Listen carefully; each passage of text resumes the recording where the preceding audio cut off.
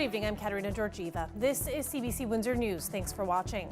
Tonight, after months of demands, the feds are covering the cost of the bridge blockade. Plus, a family story of fighting for travel documents so they can visit their premature baby across the border. The saga continues at 1616 Olette. This time, residents marked the holidays with no water. And stuck on the lake, icebreakers sent out to free a ship trapped in the ice near Boblo Island. The city of Windsor is finally getting reimbursed for costs it racked up during the Ambassador Bridge blockade. City officials have been pleading with upper levels of government for this funding since March. The blockade expenses were threatening the city's budget, and as CBC's Jennifer LaGrassa reports, that total price tag has grown over time. Up to $6.9 million. That's how much the federal government is committing to the city of Windsor following the Ambassador Bridge blockade in February. People and vehicles blocked North America's busiest border crossing, holding up billions in trade for 1 week. People were protesting against COVID-19 vaccine mandates. And the response was provided. The response was appropriate. The response was without the thought of cost, because we all knew that this was an issue that had to be resolved and resolved in a timely way. And so decisions were made by us, decisions were made by others to provide a response that ultimately led to a cost at around $7 million. And so when the event was over, we said, well, folks, who's going to pay the bill? The city had been advocating for funding since March to offset the impact on its budget. The mayor said that it would be unfair for taxpayers to foot the bill. What the city is getting is more than it had initially asked for.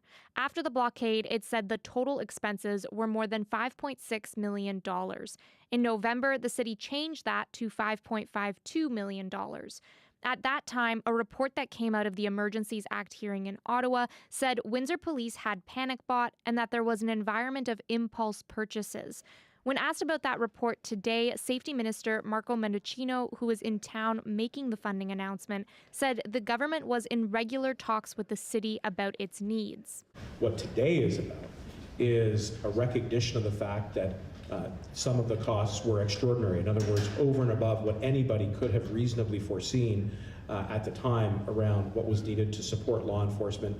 And that is principally because this was an unprecedented event. Now, Dilkens says that the funding will cover the price tag. A breakdown made public this month that Dilkens provided a Senate and House of Commons committee in Ottawa puts the total at about $6.8 million. Key expenses include policing services for overtime and accommodations and the Jersey barriers on Huron Church Road. There's also communications, Transit Windsor, and legal fees. The funding will not cover Windsor Police legal costs or future legal costs the city incurs from the Emergency Act hearing. Jennifer LaGrassa, CBC News, Windsor. An update now on the ongoing saga to fix this downtown apartment building. It's the one that was evacuated in November. Renters were told to leave because the building was not safe without heat or power. People were allowed back inside earlier this month, but those who returned spent the holidays without water flowing from the taps. The crisis management company hired to help tenants return says water was turned off because of the storm. Those cold temperatures caused pipes to freeze and burst. MARTA management says a plumbing team is on site and believes water will be back on tonight. People have been given bottled water to help in the meantime, and the company adds there was also a day when there was no heat, but that has now been fixed. And we're learning more about the two people charged in the murder of OPP Constable Greg Pershala. Particularly concerning for the head of the OPP is the fact that 25-year-old Randall McKenzie was out on bail at the time of the shooting. According to parole board documents, McKenzie also has a history of run-ins with the justice system. Dale Manukduk has the details. The OPP says that in 2021, Randall McKenzie was charged with several firearms-related offenses and assaulting a peace officer. He was later released on bail. I'm outraged. I'm outraged by the fact that McKenzie was out on bail and was provided the opportunity to take the life of an innocent officer.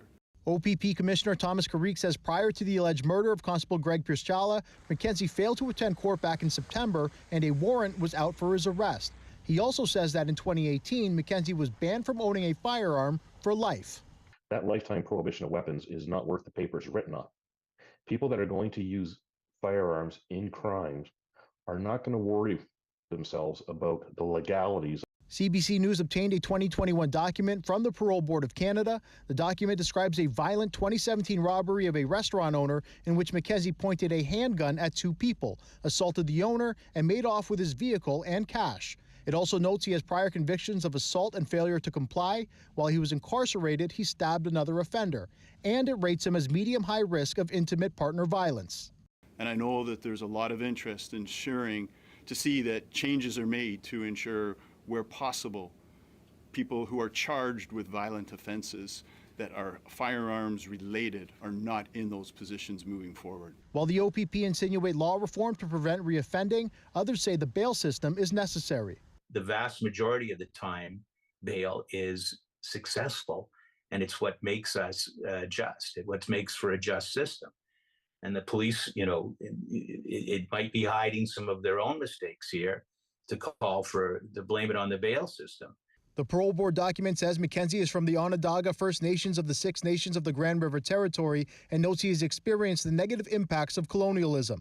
The other person charged in the Pierce Jala murder is 30-year-old Brandy Stewart Sperry. She had been wanted by Niagara Police since 2020 for failing to comply.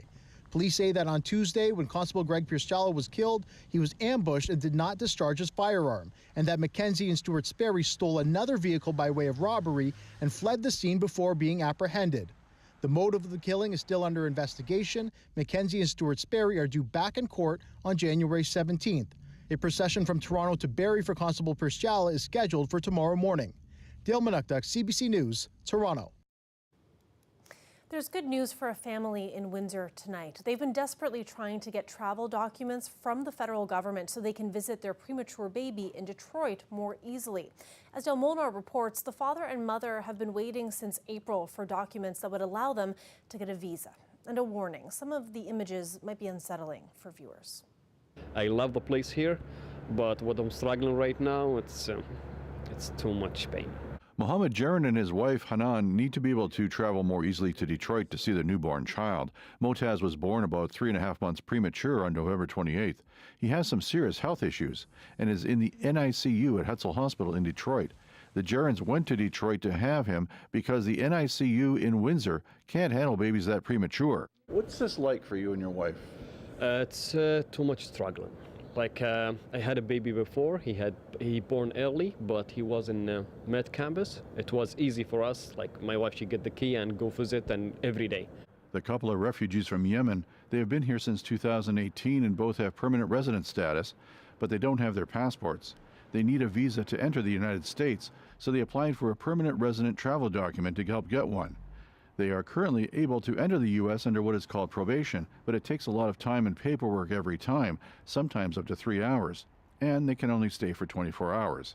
The Jarons applied for the travel documents last April and have been pushing for approval from Immigration, Refugees and Citizenship Canada. Every time I get the same answer. Like, we can do nothing, we will just put notes in your file. Days before Christmas, Jaron was told his application was approved. He thinks it's because of questions CBC put to the IRCC. A spokesperson says they can't comment on this specific case, but issued a statement that reads in part, IRCC is sensitive to the emotional stress that can be caused when there are issues with cases involving children.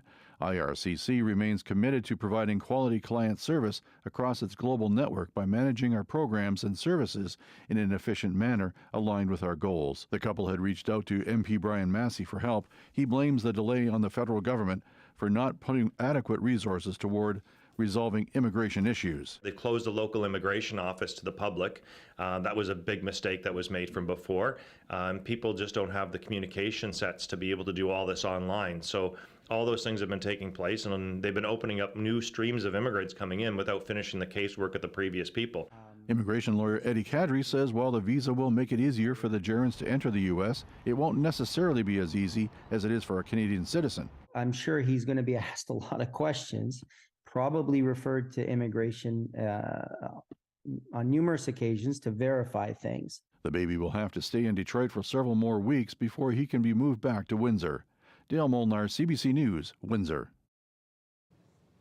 A young woman from Mexico has spent the last month retracing some of her father's steps, learning about his life in Toronto. He was a migrant worker who died from COVID-19, and she's here to take back his remains. Lorenda Redekop has more on her journey. This was Salomon Lazaro's last Christmas with family in Mexico. Here, dancing with his granddaughter. Before he left for Canada in 2018, he always stayed close with family through photos and videos. Preciosa. Quedó blanca, blanca. Often telling them how much he loved the snow. He always wanted me to explore, not to limit myself, to see places and be curious. Now, because of him, his daughter Vianette is doing that, trying to see the city through her father's eyes. He worked in construction as an undocumented migrant, supporting family back home, living in a house with around 15 people. But in spring 2021, he contracted COVID, not yet able to be vaccinated. He died in May of that year. I was maybe the last person who spoke with him, and I remember him smiling, but he also looked exhausted, tired, and he said, "I'm fine. Take care of your mother. Take care of your siblings. I love you." Recently, a service for her father was held at San Lorenzo Anglican Church. She carried the ashes on the Mexican flag. I'd already cried. I'd already suffered his loss, but coming here, I reconnect so much. Maybe I wasn't there in his last days, but I try to see where he lived, the people he met, and I see that he's left behind something good. That comforts me a lot. At that Spanish-speaking church, the remains of 3 other people who also died of COVID are still there. Their loved ones still not able to come here. We have many Latin American immigrants who died with no families. I personally had the opportunity to bury around 129 people, the 100% of Latinos, probably around 70% with no status. He hopes those in power take lessons from all this tragedy. An urgent moment: food, education, affordable housing, health. It's really a mandate for every government. Vianette Lazaro says it's hard for her family not to have a body to bury, but it helps to have her father's remains and to be able to return them home to Mexico, to bring them healing and closure so long after his death. Lorenda Redekop, CBC News, Toronto. The United States is introducing new COVID-19 testing requirements on travelers coming from China. The rules come as COVID cases surge in that country and amid fears over possible new variants emerging that are resistant to vaccines. The CBC's Travis Danraj has this report from Washington. The new measures take effect January 5th and require all travelers to the United States from China to produce a negative COVID test within 48 hours prior to travel. Now, the new rules come as COVID is surging in China and concerns are growing about new variants. While China is reporting about 5,000 new cases a day officially, some experts believe the daily caseload could be much higher, closer to 1 million. Beijing's foreign ministry says the West is hyping up the situation, adding any restrictions for travelers should be based on science. Here's what the National Foundation for Infectious Diseases medical director had to say. The Chinese authorities are not giving us very much information about the viruses that are spreading in China. And we're worried about new mutants coming up with all of this multiplication of the virus in China. That's when new mutants occur. And so, as a barrier, we're putting up this testing requirement to try to keep potential new variants that might occur in China out of the United States just as long as possible. Now, in addition to the United States, Italy, Japan, Taiwan, and India also announced mandatory tests for entry. Canada has not. A spokesperson for Transport Minister Omar Al-Gabra telling CBC News, Canada is monitoring the number of cases in China and following advice from our public health officials. As of right now, a negative test for those traveling from China to Canada will not be required. PHAC, the Public Health Agency of Canada, says any changes in that policy will be communicated through a travel notice, adding an advisory for travel is already in place for all countries, advising Canadians to practice enhanced health precautions, including using PPE, delaying travel, and avoiding high-risk activities. Travis Stanraj, CBC News, Washington. A live look outside there. We've got periods of drizzle this evening and into tomorrow as the mild conditions continue as we enjoy our last couple of days of 2022. Dahlia Ashry will have your full weather forecast coming right up. Stay with us.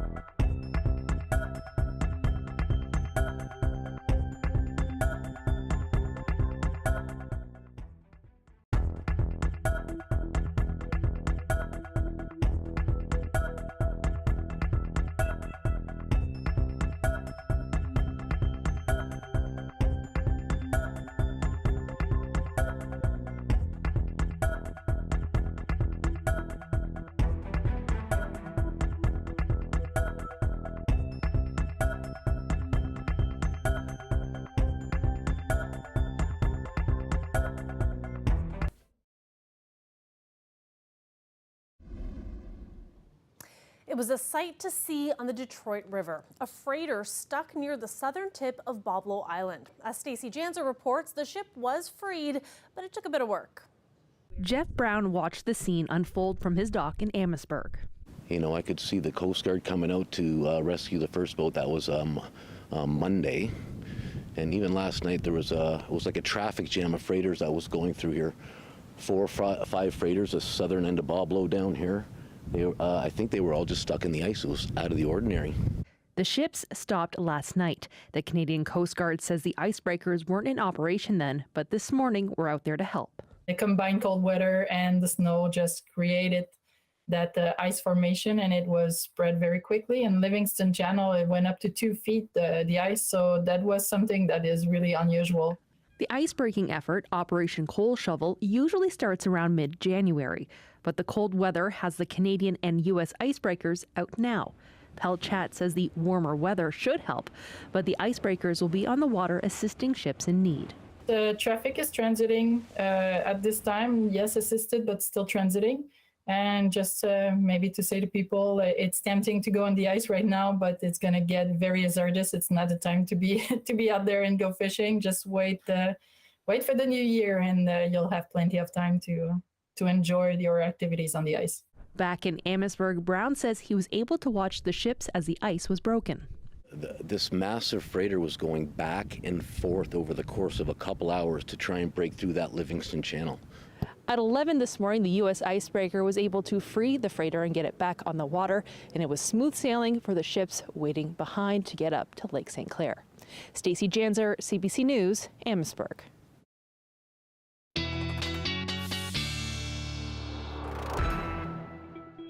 Dahlia Ashtree joins us now for a look at our weather forecast. Dahlia, just a couple of days left of 2022. What is in store? We have some warm temperatures on the way, Katerina. We have some rain on the way. But you know what?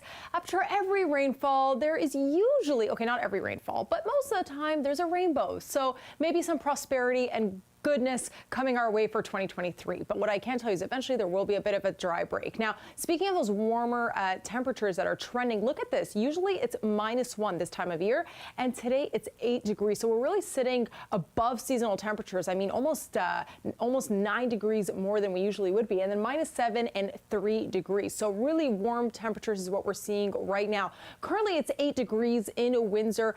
Like I said, typically it would be around -1, a little bit warmer out in Goderich, 9 degrees, and London, 8 degrees. Now, we are seeing that it will be raining. A little bit of drizzle is on the way for tonight and into tomorrow. And then, of course, as we head into Friday morning, we're going to see that rain really starting to pick up, and that will go through all the way on Saturday. Look at that. I just let it go because I wanted you all to see that it's just continuous rain stretch going on until Saturday 10 a.m. And then there will be a little bit of a break. We get some drizzle and then cloudy periods on Sunday. So that will really be the dry day. And then Sunday at around 11 a.m., a little bit of drizzle there, but for the most part, it will be fairly dry. Now, how much rain are we expecting in Windsor? By Saturday, we are expecting up to 26 millimeters of water. So that means a lot of downpour of rain is what we're experiencing, or will be expecting, sorry.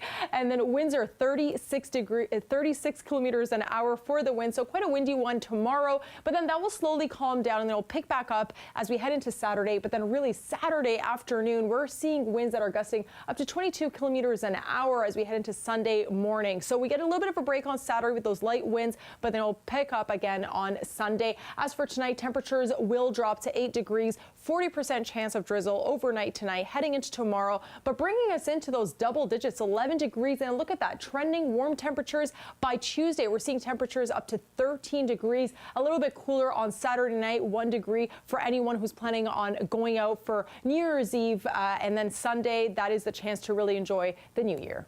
Yeah, definitely still stunned by those numbers. Thanks for that, Dahlia. And Thanks, Happy Katerina. New Year as Happy well. New Year. Thanks so much. When we come back, we're going to say goodbye to a soccer legend. Stay with us.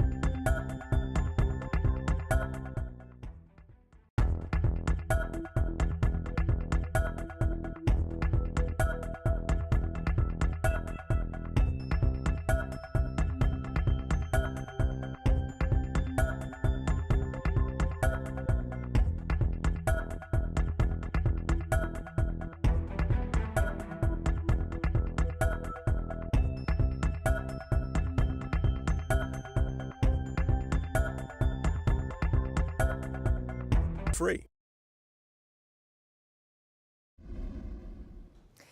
Benjamin Netanyahu today was once again sworn in as Israel's prime minister, leading what many are calling the most right-wing government in Israel's history.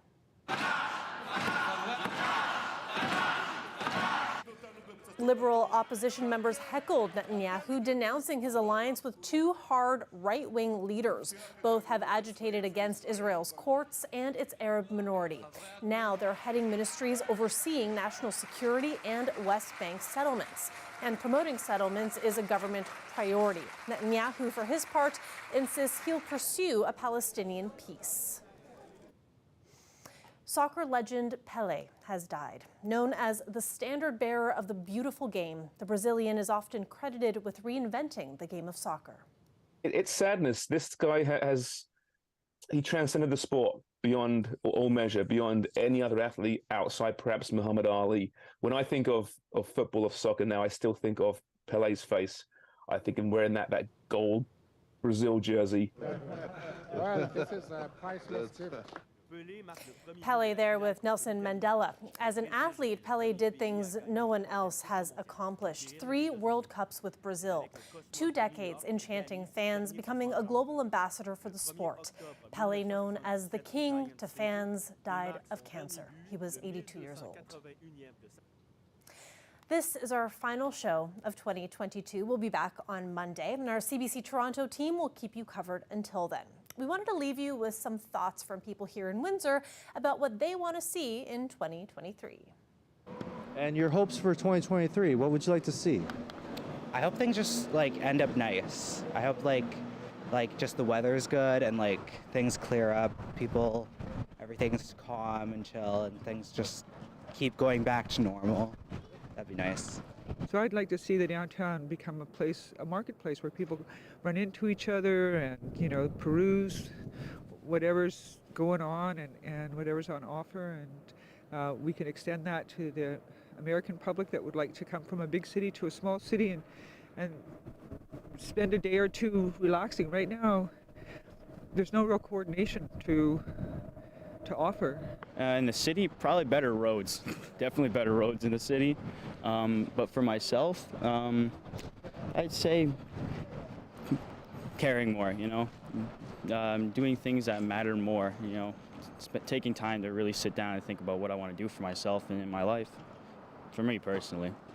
I'd like the environment to be safer and have electric cars and stop polluting the air and everything. Do you think that's important? Yes. Why is that important? Because one day the world will just be trashed and everyone, their lungs get inflamed and stuff, everyone wouldn't be living that healthy. That is it for CBC Windsor News. Thank you so much for watching. Have a great night, a very happy new year. I'll see you in 2023.